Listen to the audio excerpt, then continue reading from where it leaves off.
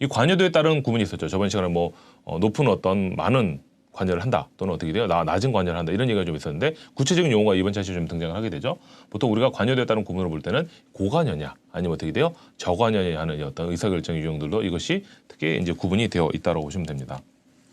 그래서 저번 시간에도 봤던 그 내용이긴 하죠. 똑같이. 그래서 구매 빈도냐 또는 신규 생에 따른 어떤 구분들로 이런 것들이 좀 이루어지고 있는 그런 부분들이 있습니다. 그래서 일상적이냐 제한적이냐 어떻게 돼요? 본격적이냐 어떤 이런 의사결정이 있는 이런 부분들인데요. 일상적 의사결정이라고 하는 자체는 말 그대로죠.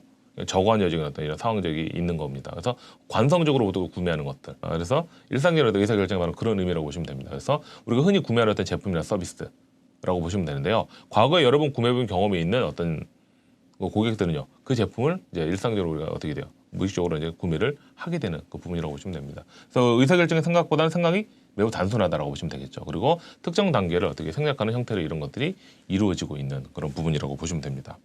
그리고 제한적인 의사결정이라고 하는 부분은 이거죠. 일상적인 의사결정보다 약간 복잡해요. 근데 어떻게 돼요? 본격적인 어떤 의사결정의 유형들을 우리가 가지고 있는 그 부분이라고 보시면 됩니다. 그래서 이 본격적 의사결정보다는 약간 단순하고 일상적 의사결정보다 약간 복잡한 그 중간적인 영역에 취하는 거라고 보시면 되죠. 우리가 앞에서 1차 시도 설명을 드렸죠. 이 제한적 의사결정 과정은 본격적 의사결정 과정처럼 5단계를 거치게 된다라고 제가 설명을 드렸습니다. 5단계 거치게 되지만 어떻게 돼요? 생략되는 부분들이 좀 있겠죠.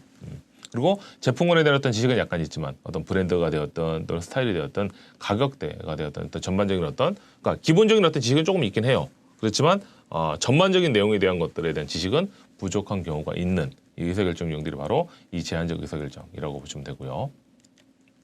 본격적 의사결정.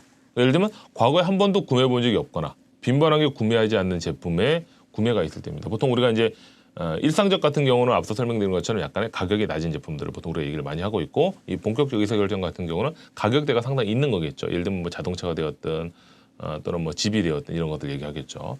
그렇기 때문에 잘못 구매 의사결정을 하게 되면 거기에 따른 어떤 리스크가 있다라고 한다면 어떻게 문제가 좀 되겠죠.